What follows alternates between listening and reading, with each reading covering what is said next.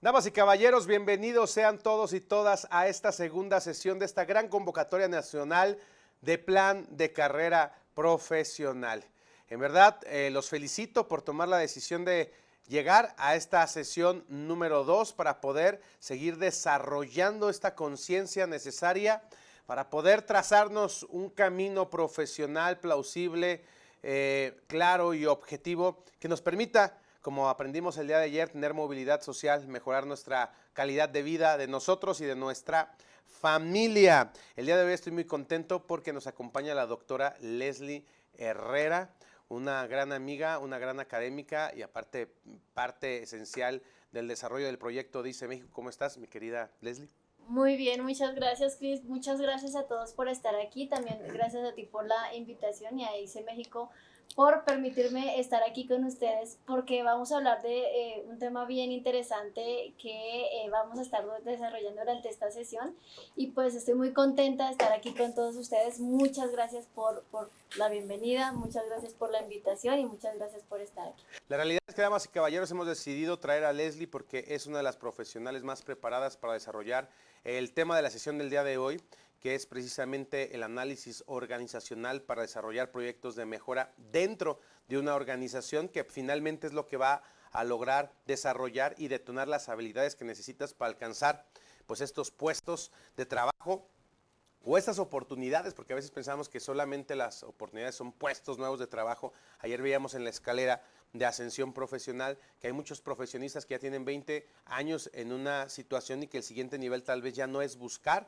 un nuevo cargo laboral, sino más bien independizarse como prestadores de servicios independientes y aprovechar lo que hacen. Pero eso depende de cada uno de nosotros, de qué puerto que partamos. Hay muchas personas que ahorita están desarrollando sus primeros años de experiencia laboral.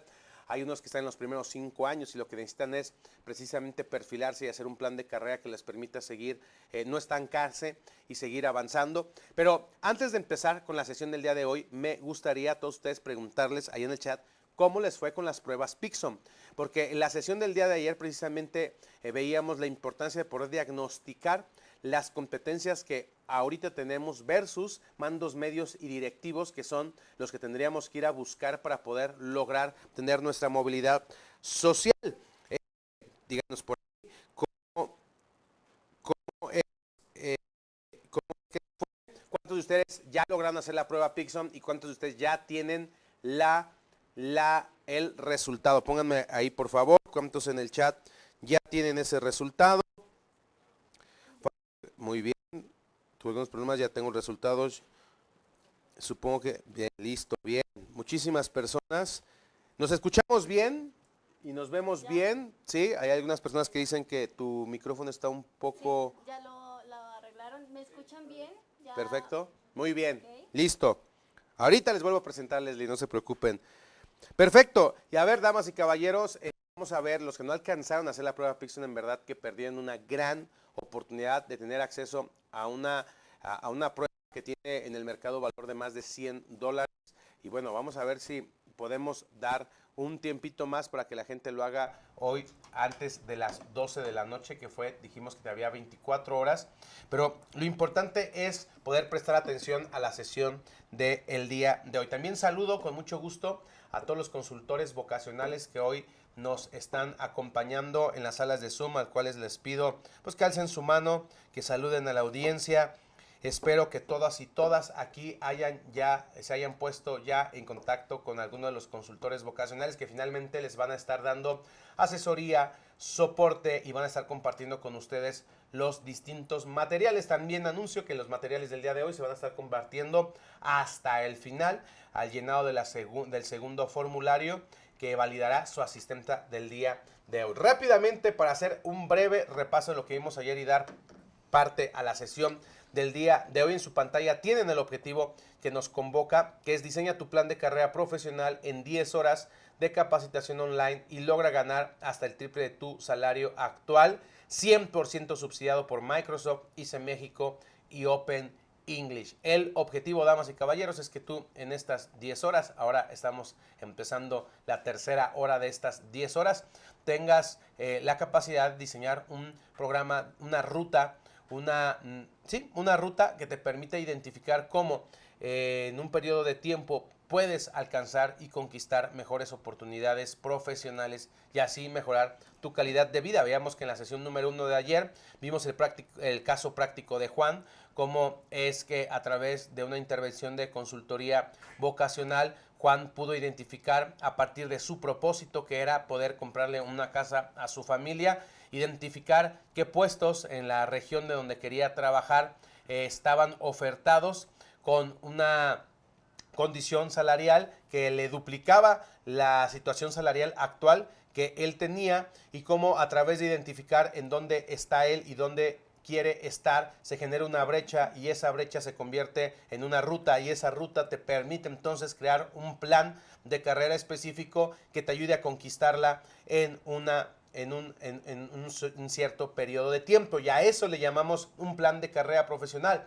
Obviamente que la brecha de donde estamos nosotros a donde debemos de estar para poder ocupar oportunidades profesionales más importantes, en medio están las habilidades que tenemos y que no tenemos, y que entonces, por lo tanto, el desarrollar las habilidades que nos faltan es exactamente la estrategia que nos va a permitir llegar hasta ahí, y las habilidades de negociar y de poder generar proyectos de mejora son claves.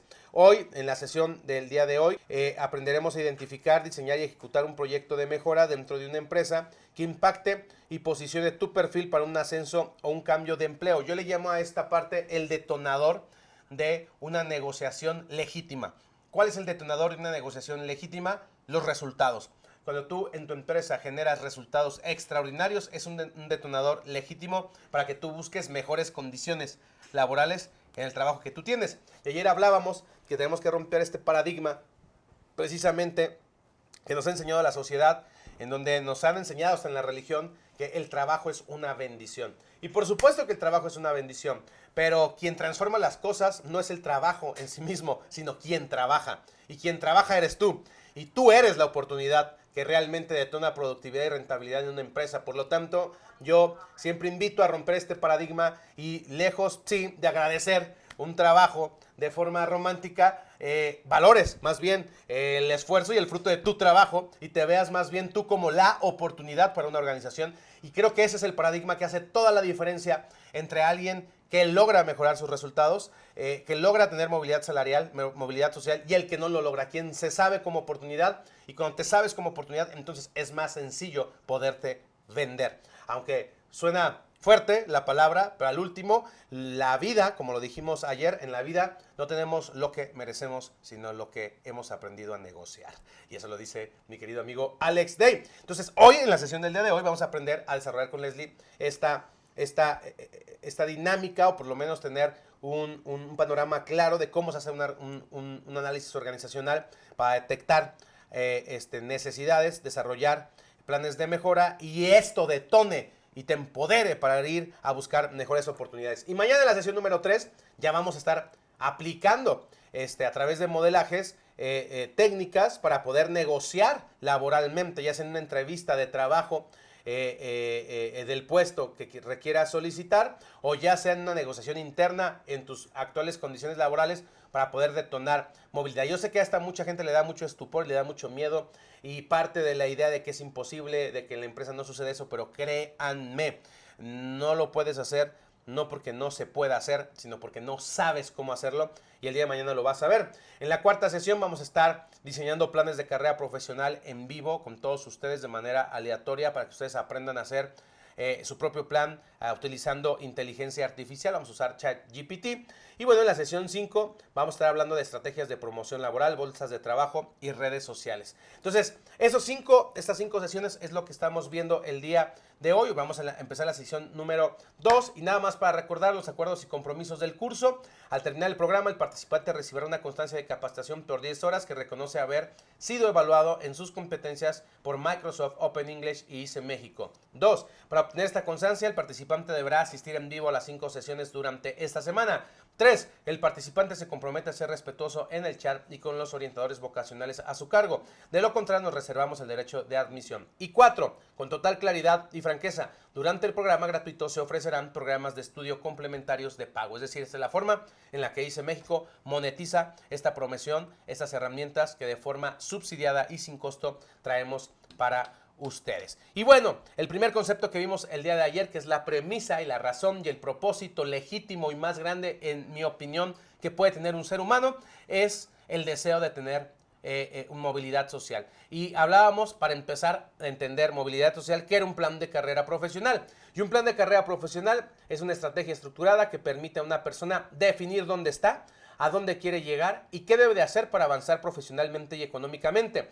Es una herramienta que traduce los objetivos personales y laborales en una ruta concreta de acción, aprendizaje, mejora continua y posicionamiento laboral. No es solo un plan educativo ni una lista de cursos, es una ruta personalizada de desarrollo de competencias, metas de ingreso y posicionamiento profesional con un enfoque práctico y alineado a las demandas reales del mercado laboral. Y bueno, ya veíamos las características que tiene un plan de carrera, define un punto de partida realista, incluye un diagnóstico de brechas, se identifica qué habilidades faltan por lograr en el objetivo. Eso lo vimos el día de ayer desarrollando la prueba Pixom, que es muy importante si ustedes quieren tener un plan de carrera profesional, hacer esa prueba, y más ahorita que tienen acceso a ella sin costo. Propone acciones concretas, formación, certificaciones, proyectos, networking, entrevistas, tiene un temario de tiempo definido, suele abarcar de 6 a 12 meses de ejecución, es flexible y adaptativo, se puede ajustar según avances, resultados y cambios de contexto.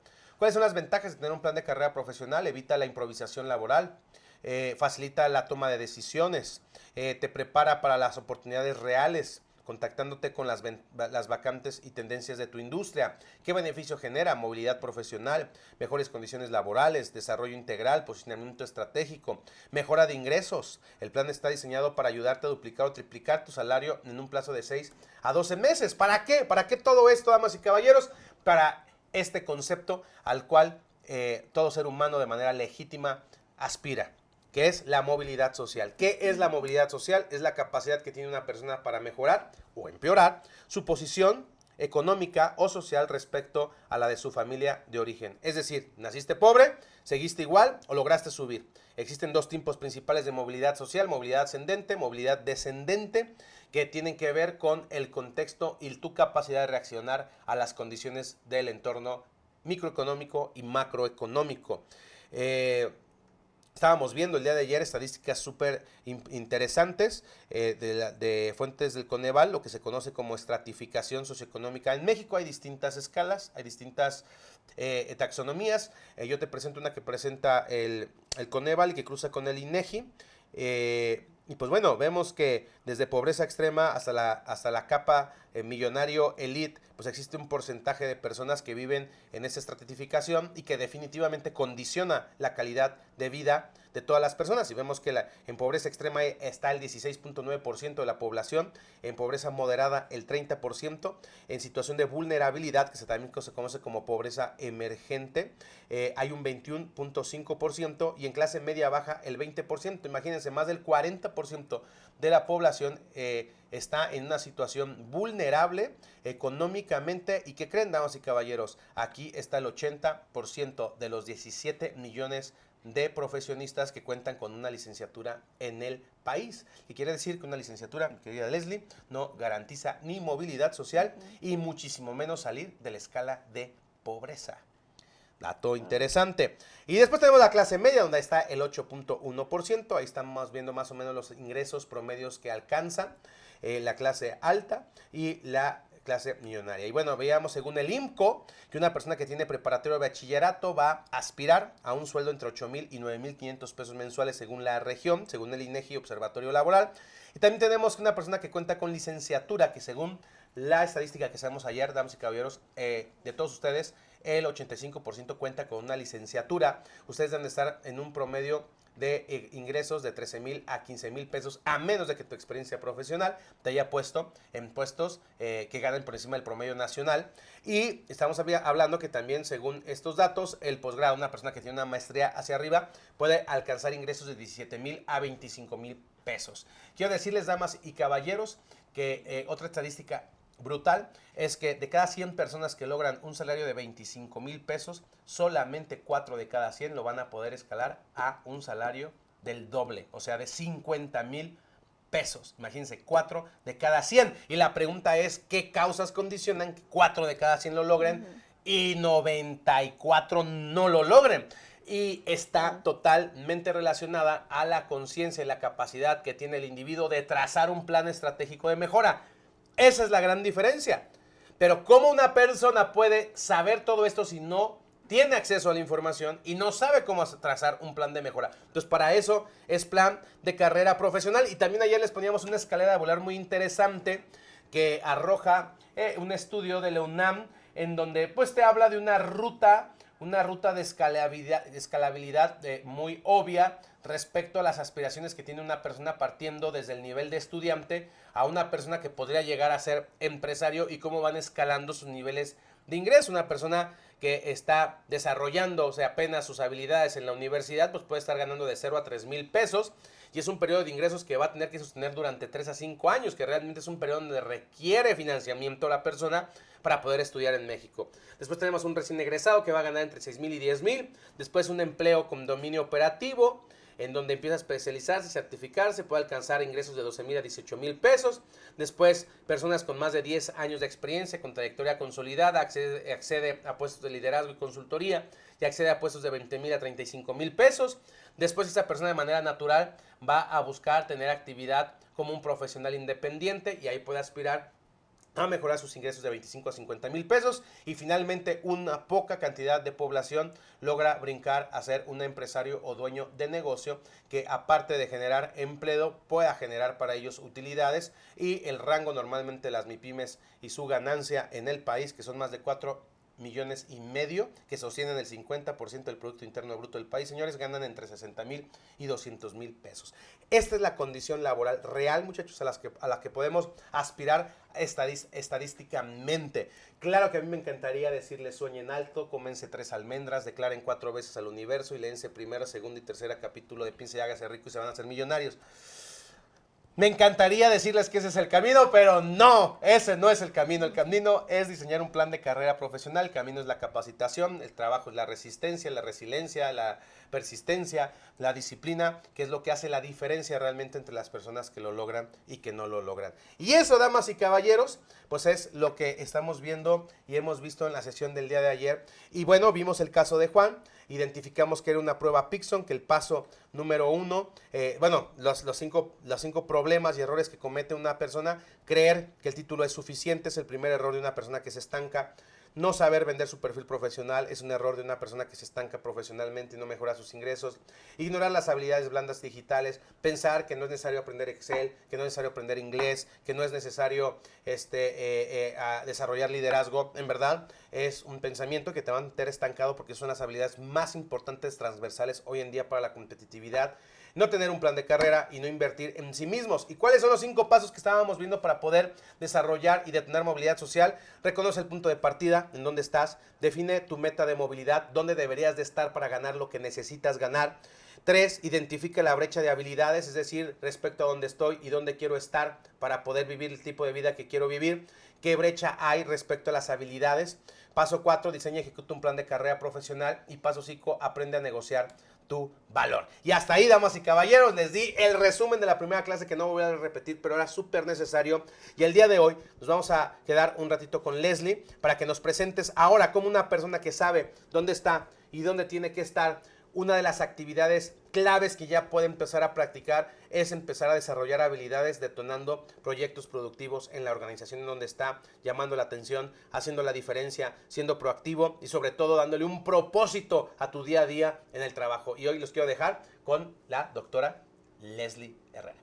Muchísimas gracias, pues qué excelente introducción y precisamente aunando a las estadísticas que comentó el doctor Cristian, es importante entender que recientemente, bueno, hace pocos años hicimos una investigación sobre el futuro de la educación superior en México y veíamos que una de las principales problemáticas es que precisamente los que egresan de una carrera de educación superior no tienen las competencias y habilidades necesarias para desarrollarse en el ámbito laboral y profesional, y por lo tanto es una de las necesidades más grandes que tienen las empresas, ¿no? Entonces, las empresas están ávidas de personas que tengan las competencias necesarias y que demuestren estas competencias en sus entornos laborales. Y por otro lado, otra estadística es que únicamente 3 de cada 10 empresas sobreviven después de los 5 años, y esto implica que también las empresas necesitan identificar qué están haciendo bien y qué no están haciendo tan bien a tiempo para poder tomar decisiones estratégicas. Y esto es lo que nosotros, a través del análisis organizacional, que es uno de los talleres que vemos en un plan de carrera profesional, aprendemos a hacer. Aprendemos a identificar problemáticas, situaciones complejas en una organización, en una institución en donde estemos trabajando, o quizás en donde queramos trabajar, o quizás en algún estudio que nosotros queramos hacer, y comenzamos a problematizar desde diferentes teorías que vemos, desde la teoría de la complejidad, la teoría de los sistemas, la teoría de las contingencias, para poder hacer una propuesta de solución que nos permita acceder a un mejor cargo o bien acceder a esa oportunidad laboral que nosotros queremos. Y en esta sesión, precisamente, vamos a ver un estudio de caso de lo que se trata el análisis organizacional. Vamos a ver a grandes rasgos de cómo es, cuál es el objetivo de este análisis organizacional que nosotros debemos hacer, y precisamente esto nos va a dar las herramientas para entender de qué es lo que de pronto el doctor Cristian a veces les dice, de tener esta herramienta que pueda evidenciar que ustedes tienen las competencias adquiridas, tanto de liderazgo, comunicación, pensamiento estratégico, toma de decisiones, y todas estas habilidades y competencias que debemos tener para poder desempeñarnos mejor en el mercado laboral. Y bueno, para empezar, el objetivo de esta sesión, lo están viendo ustedes en pantalla, es que ustedes conozcan, es mostrarles cómo una persona, a través de un proyecto de mejora interna en una organización, puede ser en la que ustedes trabajan, o bien, como les comentaba, en una organización de caso de estudio, logró evidenciar sus habilidades y fortalecer su perfil profesional para negociar un aumento de salario o acceder a un mejor empleo. En este caso, hay muchas personas que ya han adquirido esta habilidad de hacer un análisis organizacional, y es que básicamente un análisis organizacional es el estudio sistemático y metodológico de una organización para entender su estructura, sus funciones, sus procesos clave, y entender cómo se está desempeñando para poder hacer propuestas de solución que estén fundamentadas con una base metodológica. En este caso, les presento el contexto de María, que es una analista de operaciones de una empresa de logística en Ciudad de México. Ella tiene 30 años y trabaja hace 4 años en la misma empresa, con un salario mensual de 12,000 pesos mexicanos. Sin embargo, aunque María tiene buen desempeño, no ha visto un crecimiento o un aumento significativo en su salario y tampoco en sus condiciones laborales, y por lo tanto se siente estancada, principalmente porque siente que no tiene un camino claro, no sabe la ruta realmente o real que tiene en la empresa, cuáles son las oportunidades, y no sabe cómo hacer notar ese potencial que ella sabe que tiene, ¿no? Y esto yo creo que le pasa a muchos de ustedes y de nosotros, que muchas veces sabemos que queremos lograr algo, decía el doctor Cristian, sabemos que queremos lograr un objetivo, mejorar nuestra calidad de vida, tener una movilidad social, una movilidad laboral, pero no sabemos cómo demostrar esas habilidades y cómo lograr llegar a negociar con datos, con evidencia que me permitan tener un as bajo la manga para poder tener esta herramienta que me ayude a solicitar mejores condiciones o bien acceder a esa oportunidad que estoy buscando, ¿no? Entonces, ¿qué hace? Bueno, en este caso, ¿qué hizo María? Que María había identificado que tenía esta necesidad, estas ganas de acceder a un mejor puesto de trabajo, pues comenzó a investigar, ¿no? Eso es lo primero que todos debemos hacer, y es que nosotros es difícil que en algún punto sepamos hacia dónde queremos ir si no reunimos la información y el conocimiento necesario. Yo a ustedes los invito a que empiecen a identificar qué es lo que les gusta y en qué lugar, en qué puesto de trabajo, qué actividad les gustaría desempeñar y comiencen a hacer esta búsqueda. Esta búsqueda se hace ya sea por cargo, por empresa, si es que ustedes tienen identificado una empresa, y comiencen a investigar en LinkedIn, que es una de las redes sociales a nivel profesional más importantes en Latinoamérica, pero también empiecen a investigar las ofertas de empleo. Esto les va a ayudar a encontrar un panorama claro para saber qué habilidades específicas están requiriendo aquellas empresas y en aquellos cargos en donde ustedes quieren desempeñarse. Y también existen muchos estudios, por ejemplo, de la Organización Internacional del Trabajo, del Banco Mundial, que nos dicen cuáles son las habilidades y competencias más necesarias en el entorno laboral. Dentro de todas estas competencias, pues está la comunicación, el trabajo en equipo, la toma de decisiones, el liderazgo, el inglés, el Excel, que son herramientas como más técnicas, pero hay otras herramientas, competencias más transversales. Entonces, lo que hizo María en su momento fue identificar digamos que el punto meta, identificar a dónde quiere ir. Y esto es lo que ustedes, si están escuchando esto ahorita, ese es el primer paso que ustedes deben hacer, porque lo mismo, lo que quiere Leslie, no lo quiere Mauricio, no lo quiere Ana, no lo quiere Pablo, o sea, cada quien tenemos expectativas diferentes. Y muchas veces existe esta sensación de insatisfacción, de frustración, de quizás sentir que pueden dar más, o hay un concepto que es contrario al burnout, que es el burn-in, que es cuando yo siento que no estoy siendo totalmente aprovechado, que mis competencias, mis habilidades podrían verse más explotadas en la actividad en la que yo estoy haciendo, que podría verme mejor retribuido en la labor que estoy haciendo, que quizás llevo varios años en una empresa que me gusta, que el ambiente laboral es muy bueno, que me gusta lo que hago, pero me siento estancada. Entonces, lo primero que debo hacer es identificar qué quiero, ¿no? Que es como este ejemplo que les pongo de María, que identifica, bueno, yo lo que quiero y sé que me gusta y que sé que tengo habilidades para logística, para coordinar equipos, yo sé que tengo habilidades porque la experiencia me lo ha dado y sé que puedo aprender más habilidades para lograr este puesto clave. Pues identificar primero el puesto o los puestos que a ustedes les interesaría cubrir, o estos puestos que a ustedes les interesaría, por ejemplo, aprender para manejar en su propia empresa. Segundo, también identificar cuál es el rango de salarios, porque no todos los salarios son iguales, ¿no? Y el nivel de salario va a depender del nivel de responsabilidad y también de habilidades y competencias que tiene una persona. E incluso, por ejemplo, en los estilos de liderazgo, cuando vemos los estilos de liderazgo, vemos que hay un estilo de liderazgo que se llama el liderazgo situacional, que es aquel liderazgo que se adapta primero a las competencias y habilidades de la persona, y segundo a las actitudes y aptitudes y compromiso que tiene la persona. Esto nos dice que para un ambiente laboral es necesario tener estos dos, digamos que, ejes de la misma maquinaria, ¿no?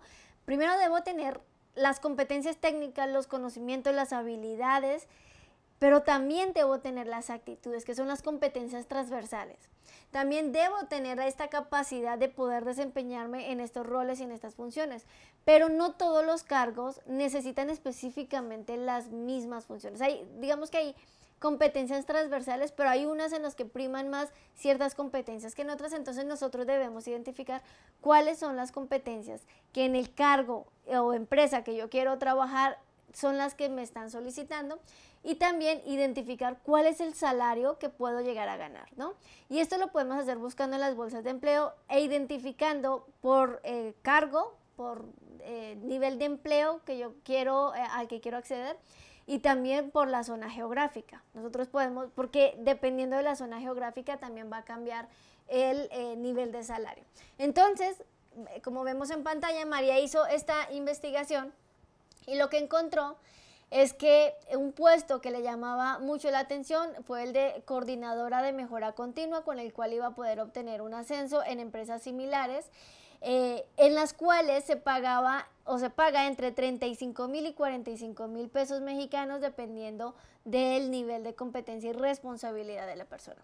También identificó que en este cargo que ella está buscando, pues se requiere experiencia en análisis de procesos, en el liderazgo de equipos, en conocimientos en herramientas como Lean Manufacturing o gestión de proyectos, que precisamente es muy necesario para poder llegar al nivel de coordinador. Y con estos requisitos básicos, con estas competencias, con este salario en mente, con este objetivo claro, pues se propuso a generar evidencias de que sí puede desempeñar una función aún sin tener el título formal, que es lo que a muchas personas les pasa, que tienen experiencia, que tienen el conocimiento, pero no tienen un título formal que respalde ese conocimiento. No sé cuántos de ustedes, por ejemplo, me gustaría que me comentaran aquí en el chat, cuántos de ustedes en la labor que están haciendo, en lo que están desarrollando, son expertos, pero no necesariamente tienen un certificado oficial que avale que son expertos en esa área. Dice Juan Toribio, yo, David también yo, Eloy, dice Noé, yo no tengo título, pero sí mucho conocimiento en mi tema. Yo, correcto. Dice, yo solo tengo un DC3, pero ya no vale. En mi caso, yo tengo título, pero no tengo experiencia. Ese es el lado contrario, ¿no? También. A mí me pasó, yo tengo 20 años en tesorería, pero no tengo la licenciatura en contabilidad y eso me ha limitado a tener un puesto gerencial. Fíjense que hay algo importante y es que entre directivos, cuando uno está pensando a quién ascender, hay dos cosas que se evalúan cuando se piensa en un ascenso. La primera son habilidades técnicas. ¿Quién domina el cargo? ¿Quién domina las funciones? ¿Quién es buen trabajador en lo técnico? ¿Y a qué me refiero en lo técnico? A la parte de saber hacer, de saber hacer. Pero la segunda variable que se analiza mucho cuando uno va a ascender a alguien o cuando los directivos van a ascender a alguien de puesto o darle roles de mayor responsabilidad es la parte del saber ser, de estas competencias transversales.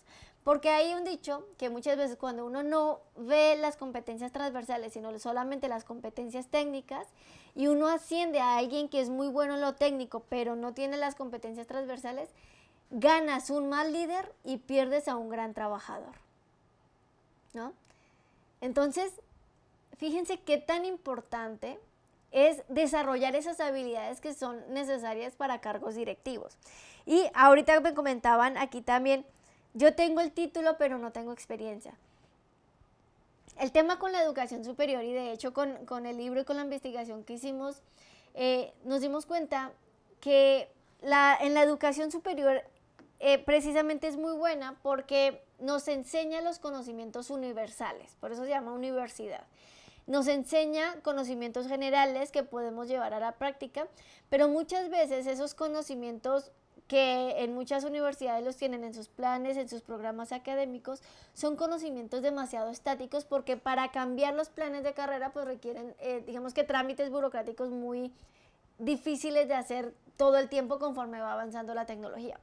Hace 20 años no había problema con eso porque realmente no había demasiado cambio en el conocimiento como para estar cambiando los planes y programas. Ahora, ese cambio debe ser prácticamente constante y continuo porque con el desarrollo de la inteligencia artificial, con el desarrollo de la tecnología, de las tecnologías de la información y la comunicación, cada vez el conocimiento es mucho más alcanzable, mucho más rápido, mucho más adaptable y está evolucionando todo el tiempo. Entonces, las universidades deben adaptarse. Sin embargo, no todas las universidades se adaptan y hay algo que se llama pertinencia educativa. Hay muchos textos e investigaciones que han analizado la pertinencia educativa y es una estadística, un indicador que nos dice qué tanto las habilidades que se aprenden en la universidad tienen coherencia con lo que se desarrolla en el mercado laboral. Y lo cierto es que la pertinencia educativa está muy por debajo del 50%, del 40% de las personas que egresan tienen estas competencias desarrolladas. Hay universidades que desarrollan estas habilidades, digamos que de manera conjunta con el entorno laboral, pero casi siempre existe una disonancia, una separación entre el mercado laboral y lo que enseñan en la universidad. Entonces pasa que cuando las personas se egresan de una universidad, de una licenciatura, tienen conocimientos generales, pero cuando llegan a un entorno laboral resulta que esos conocimientos generales sí sirven como una base, pero no son suficientes. ¿Por qué? Porque no tienen las competencias prácticas transversales necesarias. Entonces, eso pasa también. Y lo que nosotros debemos hacer en estos casos, cuando estamos en esta situación, que aquí veo que varios están en una situación similar, por ejemplo, dice José, yo tengo la habilidad para realizar actividades de Black Belt y de Lean. Rafael dice, tengo título, pero siento que no tengo mucha experiencia. Yo tengo mucha experiencia, pero no un título. El problema es que cuando no tenemos un título, debemos tener la capacidad de demostrar que somos competentes en las habilidades que decimos ser competentes, ¿no? Una manera, digamos que tácita de expresarlo es a través de la experiencia, pero no necesariamente la experiencia significa habilidad. ¿Y a qué voy con eso? Parece contradictorio, pero la experiencia muchas veces, cuando no la sabemos utilizar, puede venderse como, por ejemplo, una persona que trabajó 20 años en un mismo cargo, en una misma empresa. Entonces para los reclutadores puede ser algo como una persona que quizás está estancada y no se actualizó, ¿cierto? Que muchas veces nos pasa. Recordemos que el conocimiento también, o los seres humanos también nos volvemos obsoletos, porque lo que aprendemos hoy necesariamente no significa que va a funcionar mañana. Entonces, nosotros debemos actualizarnos. Voy a leer aquí. Yo tengo 14 años como programador y ya tengo skill para un líder. Estoy buscando crear mi propia empresa. Excelente, porque además estas habilidades que comentábamos de liderazgo, comunicación asertiva, gestión de proyectos, gestión de equipos, pues son necesarios también para desarrollar equipos de trabajo, sobre todo en empresas personales, empresas propias, ¿no? Dice Laura, pónganle cuidado, dice Laura, me dan más responsabilidad por lo que sé hacer, pero con el mismo sueldo. ¿Qué está pasando, Laura? Por ejemplo, en este caso, cuando nosotros aceptamos ciertas condiciones, bajo ciertas responsabilidades, con el mismo sueldo, en este caso sin cambiar el sueldo, muchas veces es porque nos da miedo negociar, nos da miedo hablar, nos da miedo levantar la mano y pedir un aumento, o incluso ya lo hemos intentado pero no hemos tenido éxito, ¿no? Y es que a muchas personas también les pasa, no sé si a ustedes ahorita me comentan aquí en el chat, que en sus empresas consideran que no hay un camino claro de crecimiento o de desarrollo profesional, ¿no? O que ustedes dicen, bueno, yo sé que tengo este puesto, pero no sé qué tengo que hacer claramente para poder ascender a un puesto de mayor responsabilidad, precisamente porque muchas empresas, para empezar, ellos tampoco lo tienen identificado. O sea, los empresarios muchas veces tienen tantas cosas que hacer, y sobre todo los micro, pequeños y medianos empresarios tienen tantas cosas que hacer que pocas veces se toman el tiempo de estructurar un plan de carrera. Solo pocas empresas lo hacen. Y segundo, porque también el plan de carrera, tener un plan de carrera como tal interno, significa que le van a decir claramente a la persona qué habilidades, qué experiencia necesitan, y pasa como a la hora que le dan más responsabilidad y no necesariamente es equivalente con el sueldo. Dice aquí, en las prácticas profesionales normalmente explotan a los becarios poniéndolos a hacer cosas que nada o poco tienen que ver con las actividades reales, correcto. Bueno, dice Freddy, buenas noches, de este lado Freddy Saldaña, ya tengo 26 años de experiencia y me gustaría emprender algo por cuenta propia, pero no sé por dónde. Y el caso de Freddy también es algo interesante, porque muchas veces cuando nosotros hemos durado como empleados mucho tiempo, tenemos ciertas habilidades como empleados, ¿no? Habilidades técnicas y habilidades de cierta manera, puede ser de liderazgo, pero no hemos desarrollado habilidades que son necesarias para el emprendimiento, y esas habilidades van muy encaminadas con la parte de la mentalidad. La mentalidad del empleado debe ser diferente a la mentalidad del empresario, para empezar con el conocimiento, con la inversión que hacemos nosotros mismos y en nuestro desarrollo. Entonces, cuando ya hemos identificado nuestro puesto clave, que esta es como una de las principales actividades que debemos hacer, identificar cuáles son las competencias, cuál es la brecha que tengo con estas competencias, cuáles son también la perspectiva de salario que debo tener o que quiero tener. Ahora sí, con estas habilidades, pues debo establecer un plan de carrera, pero yo debo establecer algo que evidencie que yo puedo desempeñar un cargo directivo, un cargo de mayor responsabilidad o el cargo que yo quiero identificar, y esto lo hacemos a través de un análisis organizacional.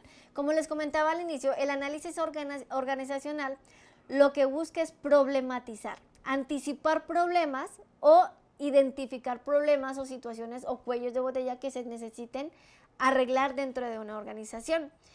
Y esto lo hacemos mediante una estructura metodológica. En este caso, María identificó un problema, y el problema que identificó fue que en el área en donde trabajaba los retrasos eran frecuentes precisamente por la entrega de reportes. Recordemos que ella trabajaba en el área de logística e identificó, cuando hizo el análisis organizacional, que los retrasos en la entrega de reportes causaban demoras en la toma de decisiones en otras áreas, y esta situación pues hacía que se perdiera tiempo y afectara la operación. Básicamente, aquí lo que vemos a grandes rasgos es que María hizo un análisis organizacional. A través de ese análisis organizacional hizo una serie de pasos sistemáticos para llegar a esta conclusión. Pero lo que analizó fue la estructura de la organización, recolectó información, recolectó información sobre las actividades clave, y además identificó una métrica de desempeño. Recordemos que el desempeño en las organizaciones puede medirse de diferentes maneras. El desempeño organizacional, por ejemplo, nosotros lo podemos medir por el nivel de ventas, por el nivel de satisfacción de los clientes, incluso por el nivel de satisfacción de los trabajadores, por el nivel de eficiencia operativo. Y en este caso, María identificó un problema en el desempeño en cuanto a la eficiencia operativa de ciertas áreas. ¿Y cómo lo hizo? Pues lo hizo a través del análisis organizacional. Lo que hizo fue que el análisis organizacional consta principalmente de 5 pasos, ¿no? El primer paso es establecer un equipo de diagnóstico y definir el objetivo.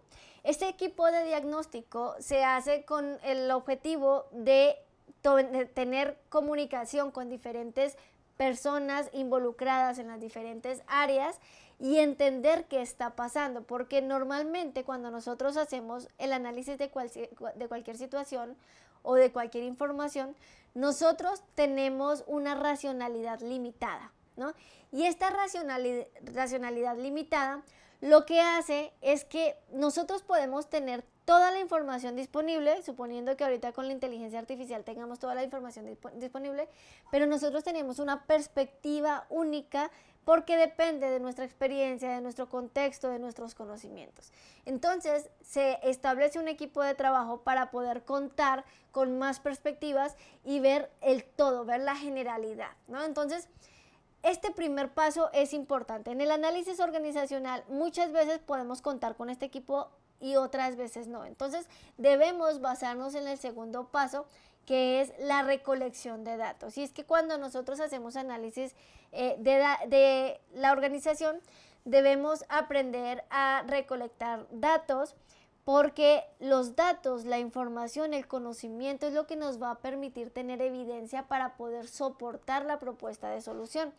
Recordemos que lo que nosotros queremos hacer a través de un análisis organizacional es presentar una problemática, pero es muy diferente presentar una problemática de manera a manera de crítica, es decir, se debería mejorar esto y aquello, a presentar una problemática hacer un análisis organizacional basado en evidencia, con datos reales de la organización, con datos que yo pueda recolectar, con datos de estudios, investigaciones, con un análisis, digamos que realizado con rigor metodológico, y es muy diferente a presentarlo sin el rigor metodológico, ¿no? ¿Y cómo recolectamos los datos?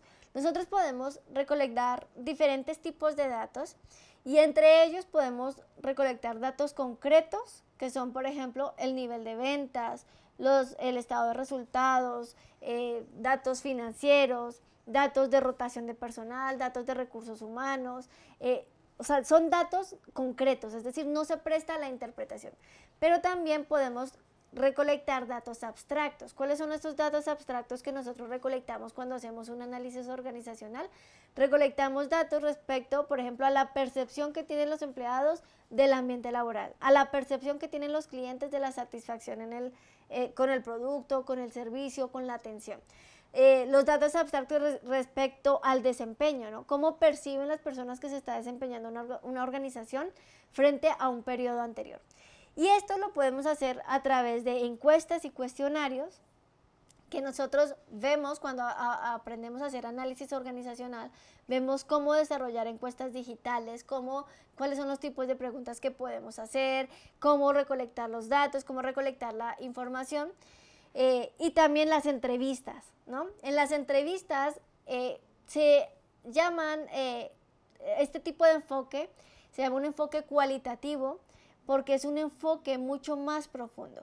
Los datos, las encuestas nos dan las estadísticas, nos dicen el porcentaje, qué porcentaje de satisfacción de clientes hay, qué porcentaje de operatividad hay, nos dan las estadísticas de frecuencia, de estadísticas descriptivas. Pero las entrevistas nos dan el trasfondo de esas estadísticas. Las entrevistas nos dicen por qué son esos datos, qué es lo que está pasando. Y entonces, con las encuestas, con las entrevistas, con la recolección de la información, con la observación que yo puedo hacer dentro de la organización, yo estoy recolectando datos, y con esta recolección de los datos yo tengo ahora sí herramientas y elementos para poder analizar y priorizar problemas. Y aquí quiero hablar respecto al análisis organizacional y a los fundamentos del análisis organizacional. ¿Cuántos de ustedes, ahorita le voy a leer su chat, pero cuántos de ustedes se han encontrado con un montón de datos e información que no saben cómo analizar, cómo interpretarlos, que no saben qué hacer con esos datos? O sea, tenemos acceso a información, tenemos acceso a los datos, pero no sé cómo interpretarlos, no sé cómo traducirlos en estrategias, no sé cómo problematizarlos.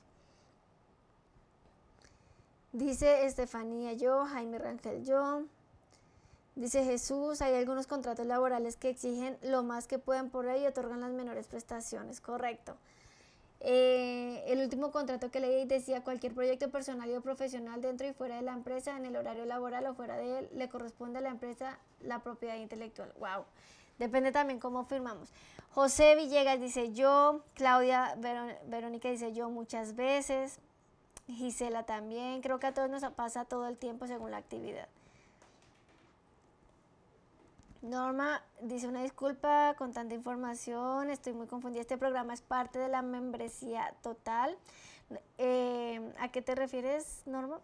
Bueno, desconozco los términos, ¿cómo problematizar? Correcto, nosotros no sabemos cómo problematizar, bajo la teoría de la complejidad, que nos dice que toda organización funciona como un sistema en donde todas las partes están interconectadas, todos los componentes están interconectados, y por lo tanto lo que sucede en un área afecta a otras áreas, ¿no? Decíamos en el caso de María, lo que estaba afectando en el área operativa estaba afectando también las decisiones en otras áreas, como el área de finanzas, el área administrativo y al final incluso la satisfacción del cliente, ¿no? Entonces, cuando nosotros hacemos la problematización, debemos entender los fundamentos, y esto lo vemos nosotros cuando hablamos del análisis organizacional bajo el enfoque de la complejidad, que vemos de qué se trata la complejidad en las organizaciones y cómo problematizar a partir de tres componentes principales.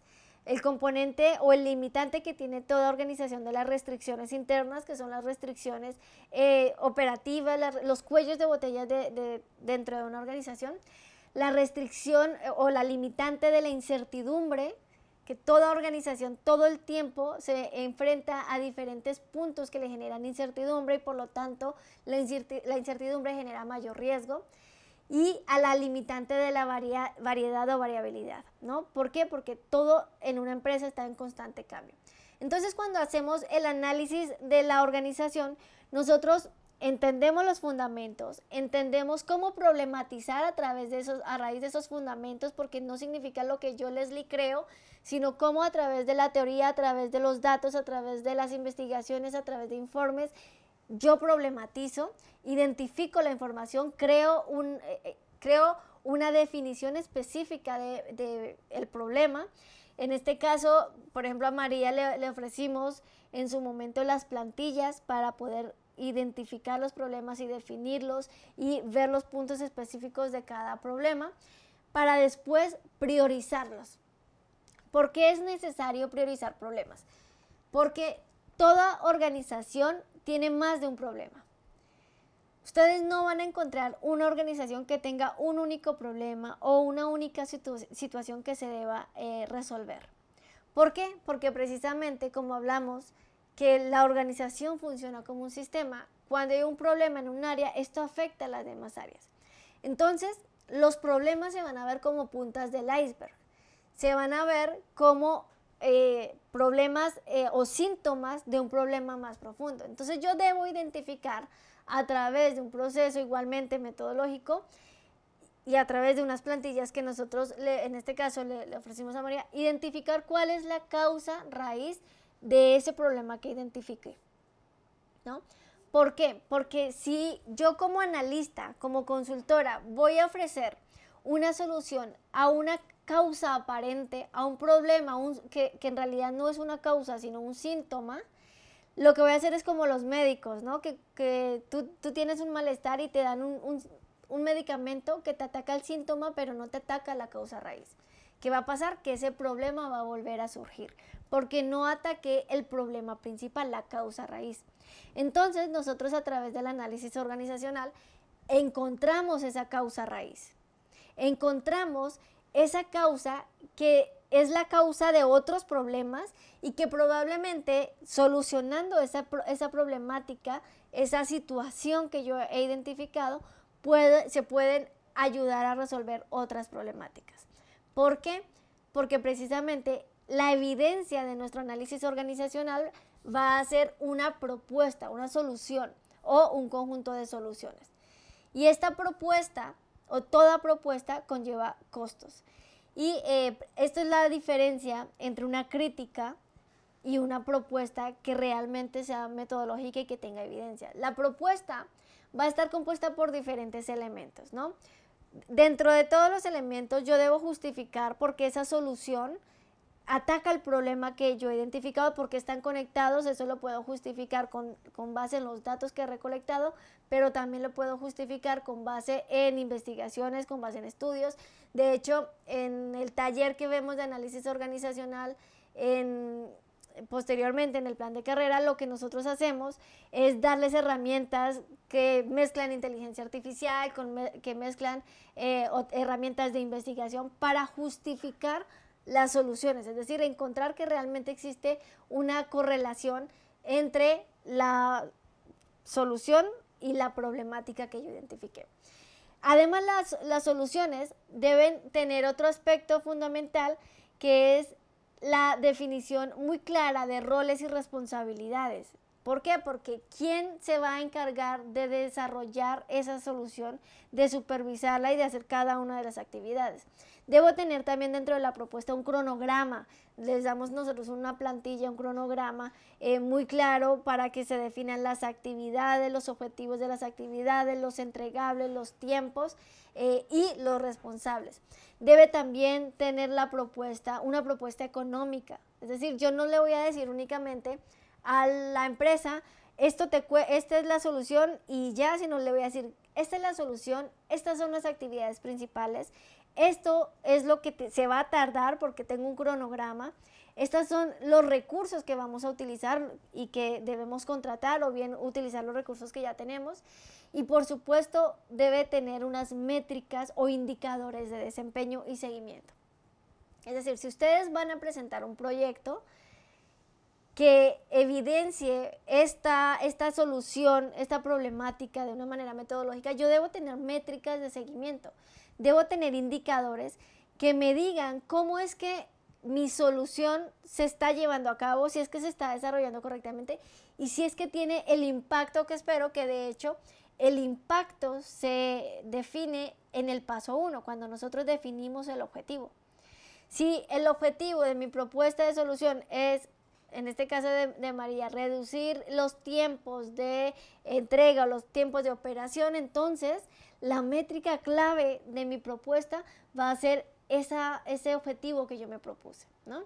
Y que debe ser un objetivo SMART. Sabemos el objetivo específico, medible, alcanzable, realista y en un tiempo determinado. Voy a leer aquí un segundo sus comentarios. Mientras tanto, ¿tienen hasta aquí alguna duda? Dice Lilia, yo me quedé sin trabajo y ahora me cuesta trabajo encontrar, mi edad tengo 49 años. Fíjense que hace poco estaba viendo a un psicólogo que hacía un estudio de la neuroplasticidad y mencionaba que la neuroplasticidad es la capacidad que tenemos los humanos de aprender y de que nuestro cerebro genere nuevas conexiones neuronales. Y él comentaba que en diversos estudios se ha demostrado que la neuroplasticidad se da incluso hasta más arriba de los 90 años. Entonces esta creencia que tenemos, que porque ya estamos grandes entonces no podemos aprender, que para qué me capacito si a mí ya no me entra, que para qué estudio si yo ya no sé hacer nada. O sea, la neuroplasticidad es como un músculo. Entre más lo ejercitamos, más fuerte se convierte. Entonces, cuando nosotros leemos, nos capacitamos, incluso estamos entrenando nuestro cerebro para que esa neuroplasticidad se mantenga incluso cuando ya tengamos una edad avanzada, ¿no? Decimos, después de los 90 sigue habiendo neuroplasticidad. Entonces, a ti, Lilia, que comentas esto, es importante que utilices las herramientas que tengas a tu alcance, ¿no? Tu experiencia, tus conocimientos, pero no te quedes con eso, porque todo ha avanzado tan rápido que actualizar los conocimientos ya no es una opción, ya es algo indispensable para cualquier persona. Dice Esmeralda, en mi trabajo se recolectaban esos datos en encuestas estadísticas y semáforos de desempeño. Nos presentaban esos datos, pero yo no sabía cómo se analizaban o se usaban para tomar decisiones. Fíjate, esa métrica o esos indicadores muchas veces, como Esmeralda, ¿no? Se lo aplican a uno, pero no sé cómo lo analizan, no sé cómo lo interpretan. Precisamente cuando analizamos el desempeño, vemos los diferentes indicadores de desempeño que están relacionados con la planeación estratégica de la organización. Es decir, ¿cuáles son los indicadores de desempeño que mejor me dan evidencia de lo que debo entender para saber si mi organización va bien o no va bien respecto al objetivo o a la misión o a la visión estratégica que tenga? Entonces, se debe hacer análisis de datos, se debe problematizar, pero esto se hace con fundamento y por supuesto con técnicas también estadísticas.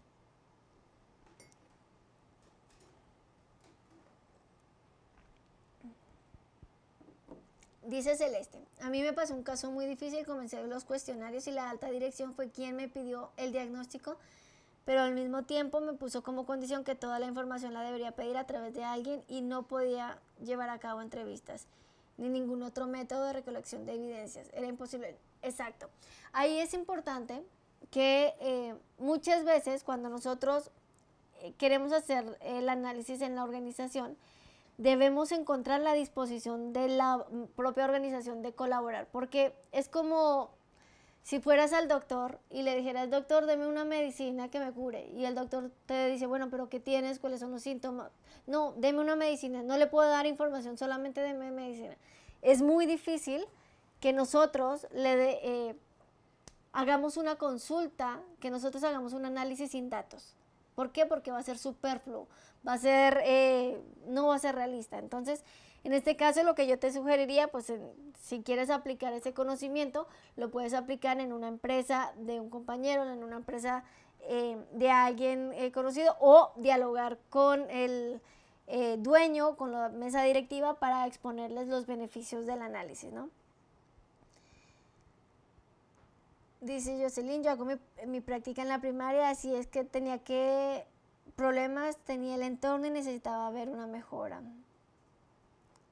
Dice Silvestre, identifico los problemas y los resuelvo en producción.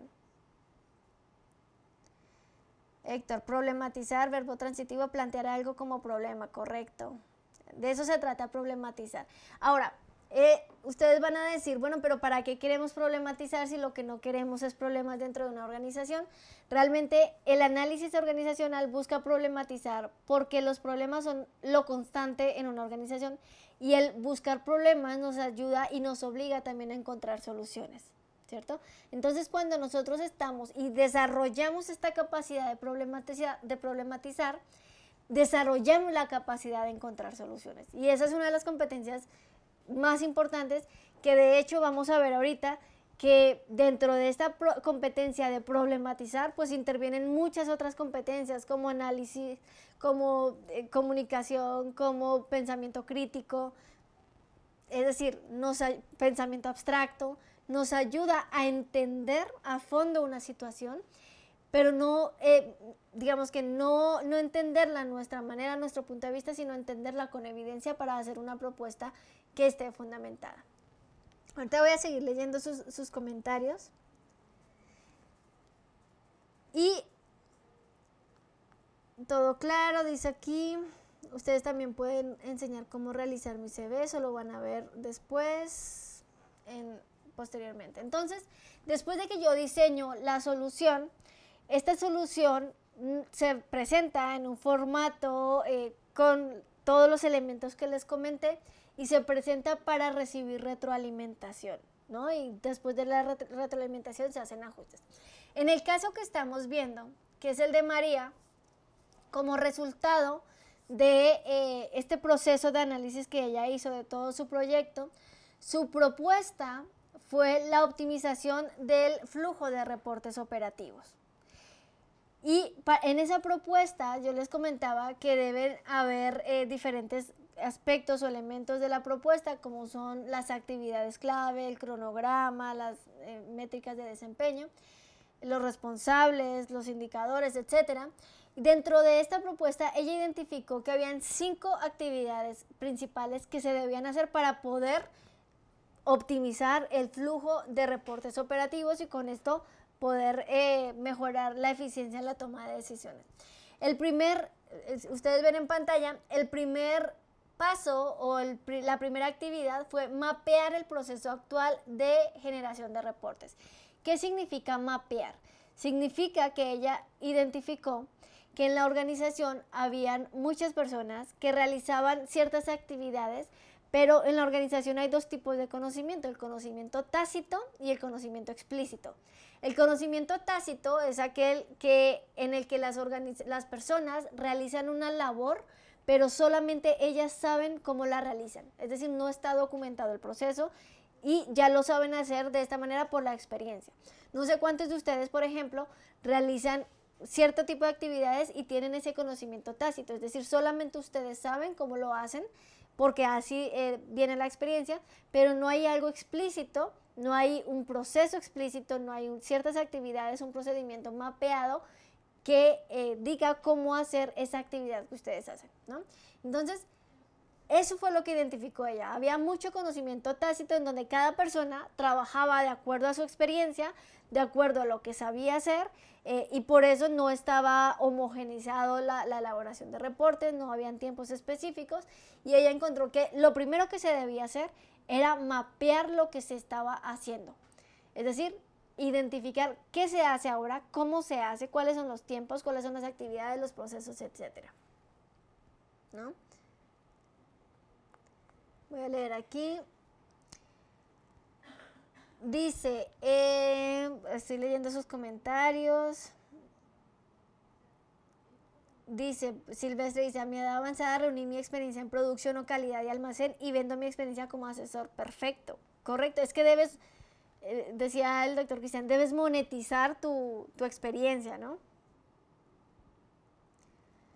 Ok, el segundo paso que identificó María fue que a través de mapear estos procesos, lo que sigue es poder detectar los cuellos de botella, es decir, detectar aquellos puntos del proceso que se tardaban más o que no tenían el desempeño igual a nivel de proceso macro.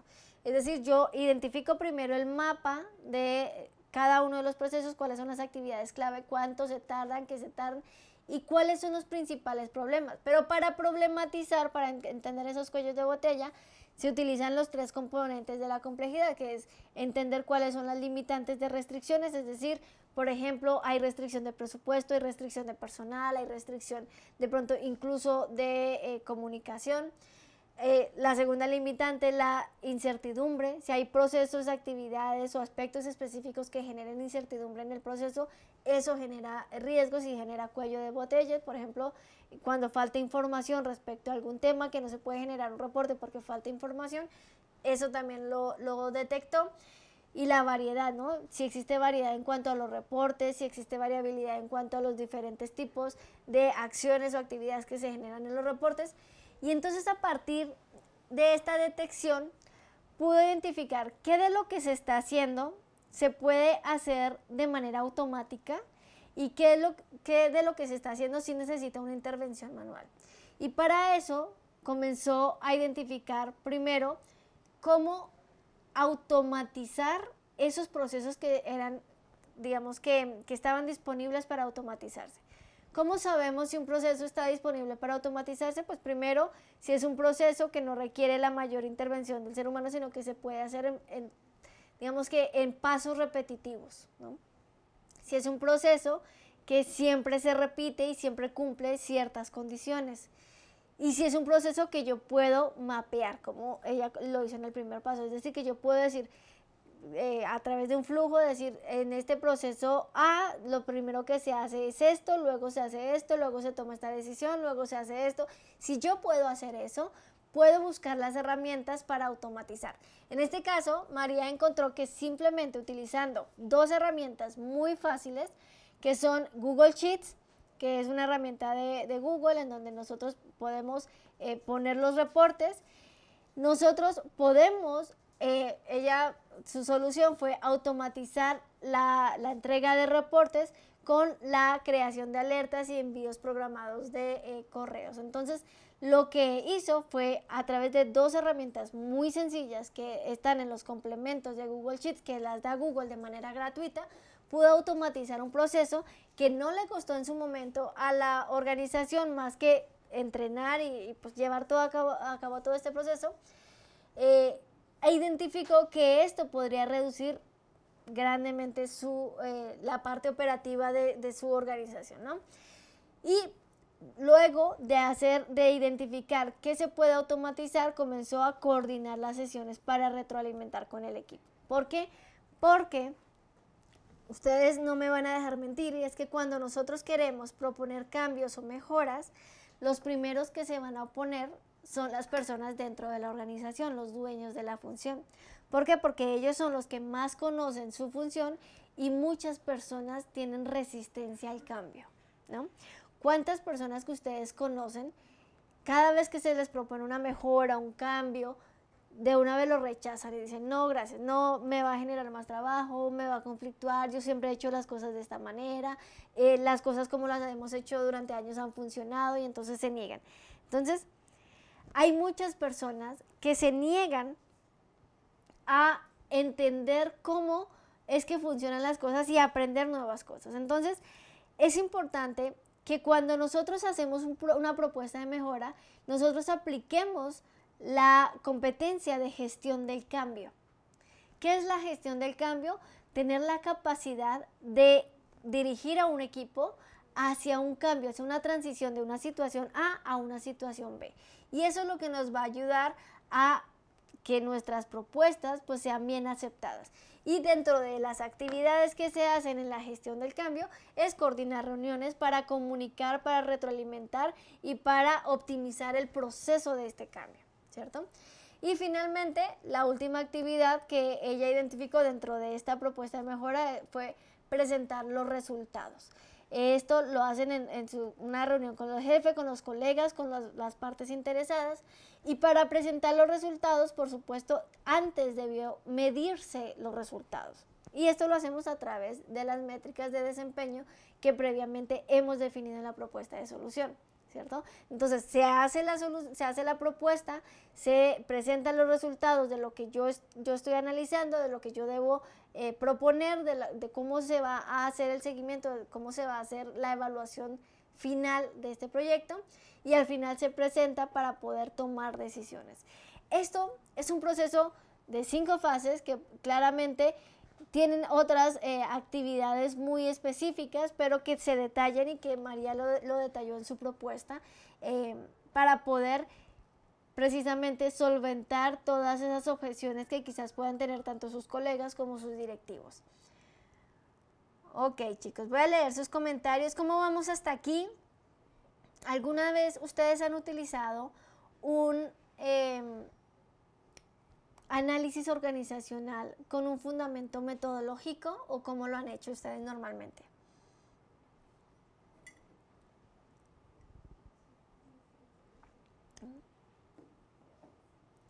Dice Gisela, problematizar es identificar los problemas, exponerlos e investigar su origen e investigar sobre su forma de solucionar los problemas y exponer nuestra posible solución. Problematizar. De hecho, esto es toda una metodología que a muchas personas les pagan muchísimo por hacer esto, solamente por problematizar. ¿Por qué? Porque muchas veces las personas en una organización no alcanzan a ver la perspectiva total de su organización y no saben que no se están desempeñando bien, pero no saben por qué. Entonces, saber problematizar con sustento metodológico, desarrollar todo este proceso, pues requiere ciertas habilidades y ciertas competencias que a muchas personas les pagan muy bien solamente por hacer este tipo de consultoría, y por supuesto aprender a hacerlo pues implica también desarrollar otras competencias. Dice, no, nunca no hemos hecho este análisis. Dice Carlos, cuando el problema es el dueño o un familiar, en tu experiencia, ¿cómo presento la solución? Con evidencia. Lo mejor que puede pasar cuando a una persona, digamos, que es el dueño o un familiar, se debe presentar evidencia. ¿Cuál es la evidencia? Los datos, el desempeño. En este caso, por ejemplo, si el familiar es el directivo de ventas, pues cómo van las ventas. Si el familiar es el directivo de la empresa, pues cómo se han tomado las decisiones en los últimos, 3 años y cómo han funcionado, en los últimos 3 meses y qué tanto ha funcionado, cuál ha sido la trayectoria de esas decisiones. Entonces, por eso es súper importante recolectar datos. Por eso lo primero que debemos hacer es definir un objetivo y recolectar datos, porque no significa que nosotros vamos a suponer o a presentar algo que nosotros creemos que es, sino que lo vamos a presentar con evidencia. Vamos muy bien.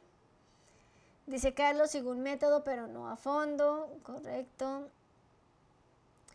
Yashika, no, yo solo he ido haciendo mejoras desde mi propio criterio. Está bien hacer mejoras desde tu propio criterio, pero está mucho más completo y mejor hacerlo con un criterio sustentado en la evidencia y en una metodología. Entonces está muy bien.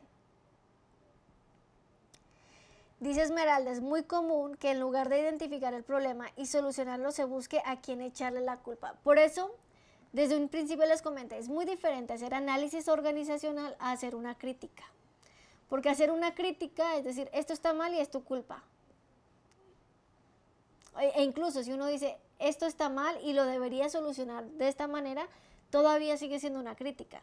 Un análisis organizacional busca todas las fuentes, todas las evidencias a través de una metodología, presenta un informe, lo presenta de manera clara, da un cronograma con metodología, con recursos, con evidencia, y ahí sí da un diagnóstico. Entonces, no es lo que yo crea, es lo que está pasando. Hay cosas que son hechos y otras que son opiniones, y en el caso que nosotros hacemos el análisis organizacional buscamos basarnos en los hechos. Preveo una automatización, solamente tengo el conocimiento, realmente yo no sabía esta situación, dice Mariana. Noé Caballero, ese proceso está basado en algún estándar del conocer. Sí, de hecho, este proceso lo basamos en uno de los estándares, que es el estándar de consultoría general, el 249, pero además lo basamos también en estándares de investigación académica, de metodología de la investigación, en estándar, o sea, en el caso del análisis organizacional lo basamos en diferentes estándares nacionales e internacionales, pero lo contemplamos todo porque precisamente es donde nosotros vamos a generar la evidencia para demostrar que tenemos estas competencias. Muy entendible, estoy creando de una vez la perspectiva del siguiente step en mis asignaciones. Excelente. A ver.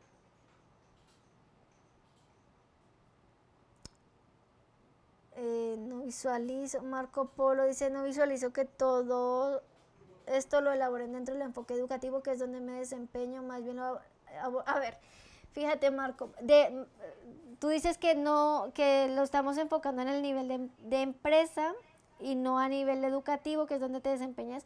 De hecho, las instituciones educativas son empresas. O sea, ¿estás de acuerdo que cualquier universidad, cualquier instituto de investigación, pues son empresas, se manejan como empresas? Entonces, este mismo análisis organizacional lo podemos desempeñar en cualquier área o institución en la que nos desempeñemos. Ok, chicos, vamos a continuar. ¿Cuál fue el resultado inmediato de este análisis que hizo María? Pues inmediatamente el resultado evidente fue que se redujo el tiempo total de entrega de reportes en un 40%, que fue el primer objetivo que ella identificó como problemática.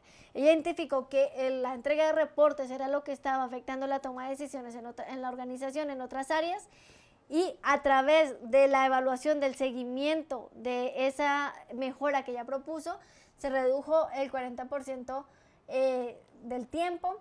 Mejoró la comunicación entre los equipos, porque precisamente a través de esta coordinación de equipos se pudo establecer también la información a través de procesos sistemáticos y mapeados. Y en este caso, su jefe le reconoció públicamente su iniciativa en una junta mensual. Pero estamos de acuerdo que el reconocimiento pues no es lo único que buscamos, aunque sí es muy útil, no es lo único que buscamos, ¿verdad? Pero bueno, antes de pasar a los resultados concretos y finales de esta propuesta que hizo María, vamos a ver cuáles fueron las habilidades desarrolladas y que pudo evidenciar a través de esta propuesta. La primera, y entre muchas, fue la gestión del tiempo. ¿Por qué? La gestión del tiempo implica organizar su tiempo propio, pero también el tiempo de equipo, para optimizar el tiempo y los procesos de trabajo, optimizar los tiempos para reuniones, los tiempos para poder desarrollar ciertas actividades, y esto lo evidenció claramente a través de este proyecto, ¿no? El liderazgo, porque también involucró al equipo sin tener una posición jerárquica, y eso es muy importante, porque muchas veces creemos que un jefe es lo mismo que un líder, y no necesariamente. A un jefe la autoridad se le da por jerarquía, por estructura organizacional. A un líder la autoridad se la da su propio desempeño, la capacidad que tiene de inspirar a otros, la capacidad que tiene de dirigir a otros y de incentivar a otros. En este caso, María demostró que a través de una iniciativa, que no necesariamente ella era la líder de su cargo o la líder de su área, ella pudo gestionar el proyecto con sus colegas y pudo liderar un trabajo en equipo sin necesariamente tener el nivel jerárquico en ese cargo. Entonces, se demostró que tenía liderazgo, también demostró pensamiento crítico, y es que yo les comentaba que en el análisis organizacional, cuando nosotros recolectamos datos, recolectamos información, debemos identificar problemas, identificar datos, pero analizarlos e interpretarlos, ¿cierto? Y esto solamente se hace teniendo pensamiento crítico, teniendo un pensamiento divergente. Y esto nos ayuda, el pensamiento crítico, a no caer en sesgos cognitivos, en sesgos que de pronto nos lleven a tomar malas decisiones, ¿no? Entonces, también el pensamiento crítico está muy relacionado con la competencia o la habilidad de toma de decisiones. Y por supuesto otra habilidad es la gestión de proyectos, ¿no? ¿Qué es la gestión de proyectos? Es tener la capacidad de identificar un objetivo, de establecer una serie de actividades, un cronograma, un seguimiento y de hacer que las personas y los equipos se organicen, se coordinen para poder tener un resultado esperado. Y eso implica planificar, ejecutar y medir, ¿cierto? Para perfeccionar, por supuesto. Entonces, la gestión de proyectos, pues implica estas diferentes competencias que hemos visto. Y por supuesto, la comunicación asertiva. Hay un estudio reciente de Manpower que dice que la comunicación es la habilidad más demandada en el mercado laboral actualmente. Porque yo debo tener una capacidad de comunicación tan buena que me ayude a transmitir las ideas de manera clara y que me ayude a que las personas puedan coincidir con estas ideas y pueda yo de cierta manera persuadir a las personas para que se cumplan ciertos objetivos. En este caso, ella desarrolló esta habilidad a través de todo el proceso que tuvo que hacer para poder gestionar, comunicar y planear también la presentación de su proyecto y posteriormente generar y gestionar esa retroalimentación. Estas son solamente algunas habilidades que les pongo como ejemplo, pero por supuesto que cuando nosotros hacemos un análisis organizacional y nos involucramos con el proyecto, con identificar situaciones, con encontrar mejoras, o sea, ya el simple hecho de ser proactivos y empezar a gestionar este tipo de proyectos, ya nos van desarrollando ciertas habilidades que al momento de presentarlas pues se van a ver evidenciadas, ¿ok? Pero como resultado final, o lo que logró con este proyecto es que inicialmente este proyecto le sirvió para poder solicitar y tener evidencia, para solicitar una reunión con su jefe, para en ese momento presentar la contribución y después proponerle una revisión de su puesto, de su contrato, y pedirle la oportunidad de asumir un rol de mayor responsabilidad, es decir, solicitarle un ascenso. Por supuesto, en su momento no fue promovida de inmediato, pero debido a la labor que hizo, a la gestión con el equipo de trabajo, a la mejora en los tiempos de entrega y por lo tanto que se evidenció esto en un mejor desempeño de la organización, se le aumentó el sueldo en un 25%. Posteriormente, unos meses después, se abrió una vacante en un cargo que fue coordinadora de procesos dentro de la organización porque se dieron cuenta que definitivamente esto que hizo María era necesario hacerlo constantemente para saber gestionar los procesos y saber manejarlos correctamente para mejorar el desempeño. Pues por supuesto que la tuvieron en cuenta a ella inicialmente, logró esta vacante, logró pasar a esta vacante, logró gracias al trabajo que había hecho previamente y como resultado pues finalmente le ofrecieron un salario de 37,000 pesos aproximadamente. Esto le ayudó a triplicar su salario, le ayudó a mejorar sus expectativas y por supuesto la experiencia, el aprendizaje que tuvo con su propuesta, la experiencia que tuvo con presentar esto ante, incluso hablar en público, incluso trabajar en equipo con los compañeros, presentar la propuesta, recibir retroalimentación, mejorarla, todo este proceso metodológico le ayudó a demostrar las competencias que había desarrollado previamente. Y por supuesto esto se ve en algo tangible como su salario, como su calidad de vida e incluso con su propia satisfacción personal porque el hecho de tener un rol de mayor responsabilidad se pudo demostrar a ella misma que podía tener un mayor potencial para desempeñarse en cualquier función que ella estuviera dispuesta a capacitarse para hacerlo, ¿no? Y bueno, esto ya para finalizar me gustaría terminar con esta frase que es: no se trata de esperar a que te den la oportunidad, sino que se trata de demostrar que ya estás lista o listo para el siguiente nivel.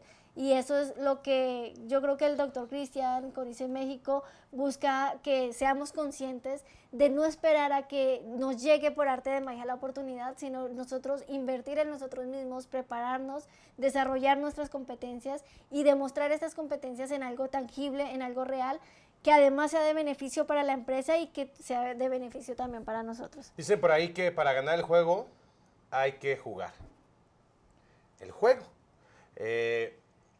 Yo creo que un punto muy interesante, porque lo estaba leyendo ahorita en el chat, Leslie, es que las personas asuman la responsabilidad individual de poder detonar su propio crecimiento. ¿Por qué? Porque hay dos actitudes laboralmente. La persona pasiva que está esperando que le suceda todo, que el entorno sea justo, que el jefe sea justo, que la actividad económica genere para pagarle más, casi que lleguen y que llegue su jefe y le diga, ¿sabes qué? Tienes 30 años en la empresa y por estar aquí 30 años haciendo todos los días lo mismo, te vamos a duplicar el sueldo.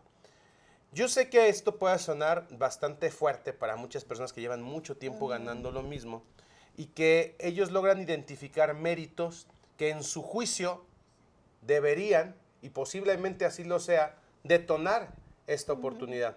La realidad no es así. La realidad es que las personas que logran asumirse responsables primero de su crecimiento y después asumirse responsables de la función que tienen en la empresa son las personas que logran sobresalir. ¿Cuál es la realidad? Que la mayoría de personas no están en ese mindset, no están en ese enfoque. La mayoría de las personas están sufriendo día a día un trabajo en donde no se reconocen, donde no lo disfrutan, que les quita su vida para vivirla con su familia y que ni siquiera les provee de el ingreso económico suficiente para vivir en paz y en tranquilidad. Y algo importante también ahí es que muchas veces vivimos, cuando estamos en ese estado, vivimos en frustración. Y la frustración se da primero porque sabemos que estamos incómodos con la situación, que debemos hacer algo, pero no lo hacemos. Sí, y a ver, vamos a abrir un debate aquí, muchachos, en el chat. A ver, ¿cuántos de ustedes ahorita, con lo que hemos visto, y mañana viene la mesa de negociación y vamos a simular cómo María llega a pedir un nuevo trabajo, cómo negocia, cómo se presenta, cómo se le hace la entrevista de admisión? Pero a ver, ¿cuántos ahorita pueden identificar si su actual actividad profesional, en su actual empleo, si su empleo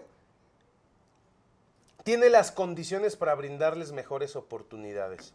Esa es una pregunta fuerte, dura, porque si tú estás buscando crecer económicamente, profesionalmente, capacitarte, invertir en un plan de carrera profesional, lo primero que debes de identificar es si en donde estás en este momento existen condiciones de crecimiento. Pero en un análisis organizacional, no en un análisis perceptivo de tu juicio. ¿Cómo puedes identificar? Número 1, la empresa en donde estás actualmente tiene un enfoque al crecimiento o es una empresa que tiene años estancada en su misma operación y su misma facturación. Mucha gente ni siquiera sabe cuánto la empresa donde trabaja vende. Y no sabe si es ¿por qué va a determinar mucho esto? Porque mira, si tú estás en una empresa con un enfoque al crecimiento, ya sea una MIPYME, una pequeña, una mediana empresa, pero la empresa está buscando crecer, entonces la empresa está buscando talento que desarrollar y ese talento puede ser tú y ese talento va a tener las mejores condiciones para crecer.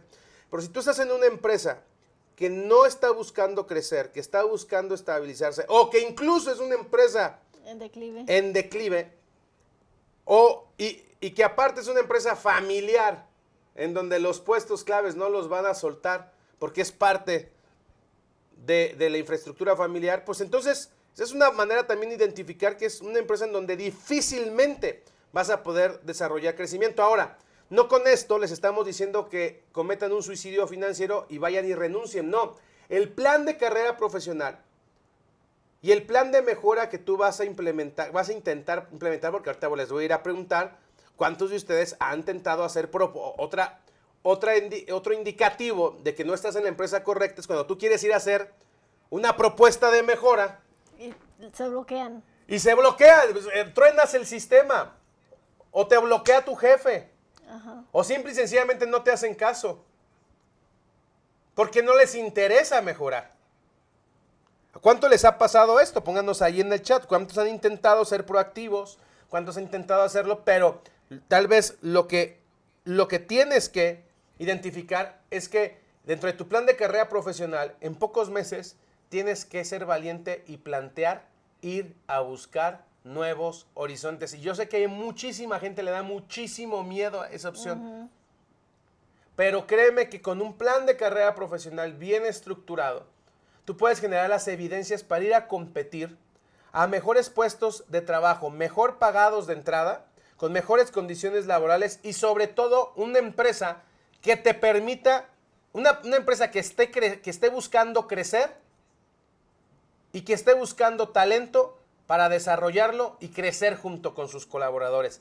Claro que existen esas empresas y son las empresas rentables y productivas que sostienen la economía nacional, muchachos. Solo que muchas veces pensamos que todas las empresas son iguales. No, hay empresas muy exitosas, hay empresas muy comprometidas con su cultura laboral, con su plan de desarrollo profesional para sus colaboradores, con los beneficios, con A ver, aquí mismo, bueno, ya estamos identificando gente que está dentro de una empresa con pocas proyecciones de crecimiento y con pocas condiciones, pero también debe de haber aquí personas que trabajan en una muy buena empresa y también saben que dentro de esa empresa, si se plantean esos objetivos, también pueden crecer en esa empresa, duplicar y triplicar su salario. Hay aquí alguien que esté en una empresa donde sabes que dentro de tu empresa existe la oportunidad de crecimiento y que sí depende de tu responsabilidad desarrollar un plan de carrera para mejorar. Pónganos ahí en el Zoom, por favor. Sí, mira, mientras que te contestan, hay algunos que dicen, bueno, por ejemplo, si yo quiero ser independiente, si yo ahorita estoy desempleada, es que son diferentes situaciones. Por ejemplo, si tú quieres ser independiente implica incluso volverte de cierta manera en consultor. Claro. ¿No? Entonces, la capacidad de consultar es esta capacidad de analizar, de diagnosticar y de hacer propuestas. Entonces, sí, o sea, todas estas habilidades que hablábamos ahorita, el liderazgo, la comunicación, la gestión del tiempo, la gestión del cambio, pues son necesarias en cualquier actividad empresarial a la que te dediques, ¿no? Fíjate, ahora mucha gente dice, es que también depende de que le caigas bien al jefe, de que, a ver, es que sí, es que sí depende de eso. A ver, dentro de las habilidades que tú tienes que aprender en el plan de carrera profesional, son habilidades de relaciones públicas, habilidades de comunicación, habilidades de persuasión. Por supuesto que la persona que tiene la capacidad de generar empatía y persuasión y amistad con las personas tomadoras de decisiones, claro que van a tener una ventaja competitiva al momento de competir. Entonces, tenemos dos opciones, o pelearnos con la realidad y la injusticia de la vida, o asumir la responsabilidad de nuestra propia carrera profesional, dejar de esperar que las cosas nos sucedan y hacer que sucedan. Y eso es parte de la conciencia que estamos hoy hablándoles en esta sesión, ¿no es así, Leslie? Sí, correcto. Fíjate que es importante que cuando nosotros entendemos cuál es el punto en el que estamos actualmente y cuál es el punto al que queremos llegar y cuáles son las condiciones que tengo ahorita, empiezo a crear un programa para mí, un camino claro de qué es lo que quiero llegar a hacer, qué es lo que quiero llegar a lograr. Aquí tú decías ahorita que muchos están en empresas familiares, están en empresas en donde no lo pueden hacer. Entonces, podemos hacer este desarrollo de competencias, incluso en otras organizaciones, así aún no trabajemos en ellas, ¿no? Incluso muchas empresas, tú no me vas a dejar mentir, Cris, que cuando uno está creciendo como empresario, tú lo que buscas es personas proactivas que vengan a aportar valor, que vengan a aportar conocimiento, y si a partir de eso se da una relación laboral a más largo plazo, pues genial, pero estas actividades muchas veces hay personas que dicen, no, es que como donde estoy no puedo desarrollarme, entonces mejor no hago nada, ¿no? Es como lo que tú dices, ¿no? Echarle la culpa al contexto y entonces ser pasivo, pero mantenerme mientras tanto frustrado, estresado, y con este sentimiento de querer hacer más, de vivir en todo mi potencial, pero no tengo un lugar en donde me valoren, porque siempre buscamos que alguien nos valore por lo que somos, que alguien nos presente la oportunidad, y no salimos muchas veces a buscar esas oportunidades o a invertir en nosotros mismos para que, sí, ok, si yo invierto en las oportunidades, seguramente las oportunidades van a llegar, porque me estoy moviendo, estoy trabajando en mí, estoy trabajando en mi conocimiento. Ahora, es una realidad, muchachos, que te vas a encontrar y te vas a enfrentar con un entorno que muchas veces no te va a valorar. Bueno, muévete de ese entorno y busca el entorno que te valore. Correcto. O sea, así de sencillo. Y evidentemente para que pueda ser valorado necesita ser competitivo. Porque si hay 20 que saben lo mismo que tú, hacen lo mismo que tú y ofrecen lo mismo que tú, para un puesto clave de una organización, no van a elegir a ninguno de esos 20. Van a elegir a la persona que está preparada, capacitada y lista para poder insertarse y desarrollar esa función clave. Y aquí, como comenta Irma, aquí, por ejemplo, todos ustedes hoy a horas tardes de la noche están aquí viendo esta sesión, se están capacitando, están buscando crecer profesionalmente, porque tienen esta incomodidad seguramente de querer desarrollarse profesionalmente, de querer aplicar esto en una empresa, de querer aplicar esto en su propia empresa, en su trabajo de manera independiente. Entonces, pues está muy bien. Yo creo que aquí todos estamos en la misma sintonía de crecimiento, de desarrollo, de aprendizaje, de capacitación continua.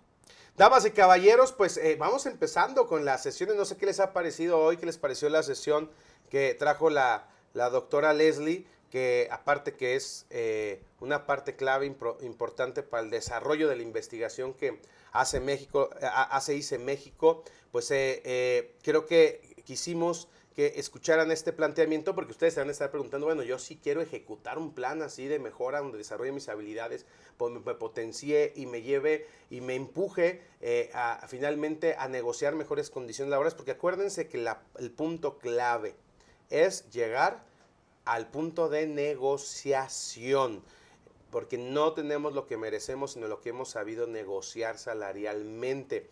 Y eso el día de mañana lo vamos a aprender y no te lo puedes perder, porque vamos a invitar también a una doctora que es, pues que tiene muchísimos años como empresaria especializada en la reclutación del talento humano.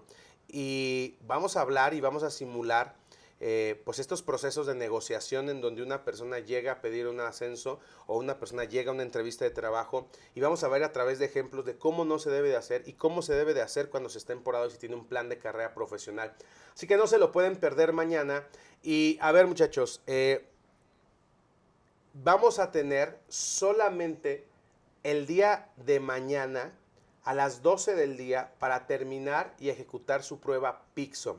Si no han hecho su prueba Peakson, en verdad que se lo van a perder, porque en la clase número 4 vamos a hacer análisis de sus pruebas Peakson y les voy a enseñar a usar el análisis a través de inteligencia artificial.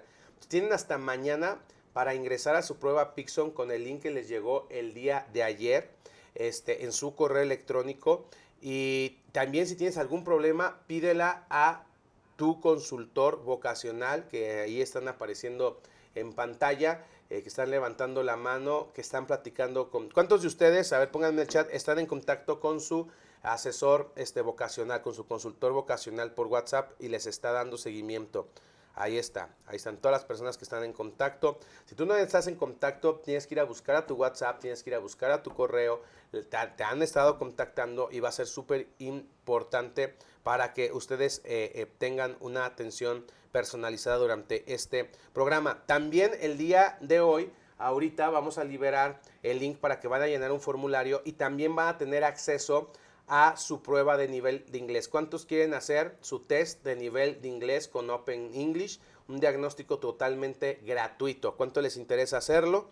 Pues también hoy vamos a liberar, terminando su formulario, les va a llegar su acceso a su prueba de Open English, porque mañana quiero que lleguemos con estas dos pruebas y podamos entrar a la clase de negociación laboral, que es en verdad la clase de todas estas 5 sesiones.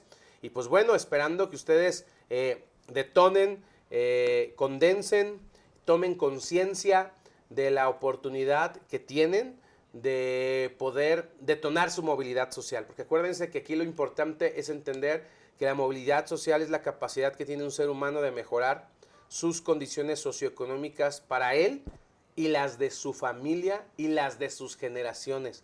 Es poder construir un puerto mucho mejor al que tú partiste, lo que hizo tus padres al apostar que tú estudiaras, el sacrificio que hicieron. Esa movilidad social solamente se va a detonar y se va a acelerar con un plan de carrera profesional, y esto es lo que estamos aprendiendo a hacer en todo este proceso. Entonces, pues damas y caballeros, si no se me olvida nada más de indicaciones, lanzamos Open English para que lo hagan. Les llega plan de, les damos unas horas más para hacer su prueba Peakson. Mañana clase y simulación de negociación laboral. Nos vemos a las 7 p.m. Mi querida Leslie, muchísimas gracias por estar con nosotros. Como siempre, un placer estar aquí con ustedes y pues aprovechen esta oportunidad. Realmente estas pruebas no son gratis, o sea, no son gratis, las financia ICE México. Para ustedes, para que todos ustedes aprovechen e identifiquen sus habilidades y qué es lo que tienen que empezar a mejorar. Muchísimas gracias por la invitación y gracias por esta sesión tan productiva. En este momento están liberando entonces el link del formulario del día de hoy que les permite confirmar su asistencia y tener acceso a la prueba de Open English, que es la herramienta y el regalo que les queremos dar, a este acceso para que sigamos diagnosticando nuestras habilidades, porque acuérdense que el paso número 1 para poder diseñar nuestro plan de carrera profesional es encontrar un para qué, que es el propósito. El paso número 2 es identificar dónde estamos, identificar en dónde queremos estar. El paso número 3 es crear una ruta que nos prepare y acorte la brecha de distancia que tenemos, relación lo que hoy somos con lo que queremos ser. Y el siguiente paso que vamos a ver mañana es estar listos para ir a conquistar nuestro destino, sabiendo negociar lo que con evidencias podemos demostrar que valemos. Y eso lo vamos a ver el día de mañana. Están poniendo el link ahí en el Zoom, por favor. ¿Listo? Ya está el link ahí. Si quieren, quiten el chat para dejarlo fijo ahí. Los dejamos con el siguiente video mientras van a llenar su formulario. Pónganse en contacto y estén en contacto con sus consultores y nos vemos mañana en punto de las 7 p.m. en nuestra tercera sesión. Muchas gracias y hasta la próxima. Hasta la próxima.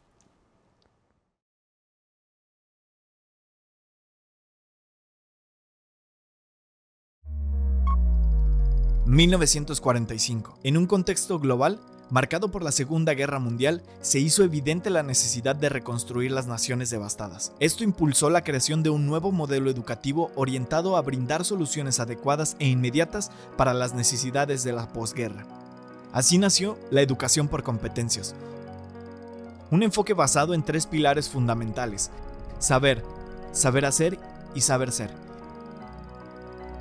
En países como Reino Unido, Estados Unidos, Italia, Japón y Alemania, un modelo educativo tradicional no habría sido suficiente para enfrentar las nuevas realidades posguerra. El modelo de educación por competencias comenzó a integrarse en los sistemas educativos económicos de Europa, extendiéndose paulatinamente a nivel mundial. 1995. Este enfoque educativo llegó a México, influenciado por el Tratado de Libre Comercio, y se estableció el Consejo Nacional de Normalización y Certificación de Competencias Laborales, CONOCER, aunque el verdadero impulso y desarrollo de este modelo en México ocurrió en 2014. 2014. En este año se fundó ICE México, con una visión clara: transformar la educación del país. ICE México se estableció como una institución educativa dedicada a desarrollar el capital humano en México, promoviendo un cambio significativo a través de la educación y difundiendo el Sistema Nacional de Competencias. Este proyecto, liderado por el Dr. Cristian Gabriel Ríos, logró expandir la presencia de ICE México por todo México y Latinoamérica. ¿Qué tipo de gente llegaba? O sea, ¿que eran maestros en qué o educadores de qué tipo? Llegaban personas mucho profesionista, que tenía las ganas de enseñar, de capacitar, porque le habían puesto a capacitar dentro de su empresa, lo habían y decían, no manches, esto me encanta. A ver, todos sabemos que los que capacitamos un día lo que nos gusta es estar así. La certificación en impartición de cursos, porque empecé con impartición de cursos, pero después vendí consultoría, servicio al cliente y otras competencias. Okay. Pero la de impartición de cursos sigue siendo la misma que te ofrezco hoy a ti. ¿No te gustaría dar cursos desde la responsabilidad, la credibilidad y la coherencia? No, sí, pero certificado. ¿Y eso a qué te va a llevar? ¿A vender mejor o qué? Ok, perfecto. Hoy vamos a hablar del problema de la educación tradicional. ¿Cuál es la educación que de verdad te puede ayudar a ganar más dinero y dónde buscarla, dónde encontrarla? Según el INEGI en México, los trabajadores certificados ganan en promedio 30% más que aquellos que no tienen la certificación. ¿A qué nos referimos con una certificación? Porque a veces las personas piensan que es, voy a ir por un papel que va a decir algo. No, mira, las certificaciones nacieron precisamente del Plan Marshall de Estados Unidos después de la Segunda Guerra Mundial. De ahí nace el término de certificación. Cuando se ubican las funciones claves y prioritarias para el desarrollo de las industrias, de los individuos, de las organizaciones, se estandarizan lo que un individuo debe de saber hacer y saber ser en una función específica. Entonces se crea un estándar. Y estos documentos describen lo que las personas deben de saber hacer, ¿no? ¿Cuándo es que una persona se certifica o logra una certificación? Cuando una persona logra demostrar que sabe, hace y es lo que dice la función en específico. Las certificaciones lo que te van a ayudar es poder prepararte con base en esas funciones claves, y una vez que tú demuestres que sabes, haces y eres lo de esa función, te van a dar un papel, te va a permitir llegar y aplicar en la industria a ese puesto clave. Y esa certificación te va a diferenciar del que no la tiene. Por más que tenga grados académicos, por más que tengas maestrías, por más que tengas doctorados, si no sabes demostrar que sabes hacer una función bajo un estándar de calidad, no te van a dar el puesto. A ver, entonces, negociación laboral. ¿Esa dices que es una fundamental para este segmento de pobreza emergente para tener el mayor retorno que otras? Pues las capacidades duras. Antes de ir a negociar laboralmente, debes de saber y debes de poder demostrar que las tienes. Y aquí es súper importante la portabilidad del conocimiento. Aquí es súper importante el certificado. Aquí es súper importante el documento. Aquí es súper importante la evidencia documental que realmente afirme que tú eres una persona técnicamente preparada para el puesto. Si tú estás tomando un curso de capacitación que no te deja una evidencia documental, formal, de que te capacitaste, va a ser muy difícil que esa portabilidad tenga un valor al momento de la negociación. ¿Cómo distinguir un vendehumos? Y sería la persona que no se hace responsable respecto a lo que promete y lo que entrega. En este momento de la historia, todos los que tratamos de promover algún servicio de capacitación y de educación, tenemos que salir al momento de hacer una oferta, a hacer promesas, ¿no? Si tú aprendes esto, entonces va a pasar esto. En los cursos digitales, ¿todas las personas pueden aprender? No. Porque acuérdate que la variable principal es el sujeto de aprendizaje. ¿Qué condiciones tiene el sujeto de aprendizaje para que el curso realmente sea pertinente y le pueda ayudar? ¿Cómo distinguir si un curso digital es bueno antes de comprarlo? Bien sencillo. Al finalizar el programa, ¿van a evaluar mi aprendizaje o no? Esa es la primera pregunta. Aparte, cuestiona quién va a ser el maestro. Okay. Porque no todo el que sabe enseñar. No todo el que enseña sabe.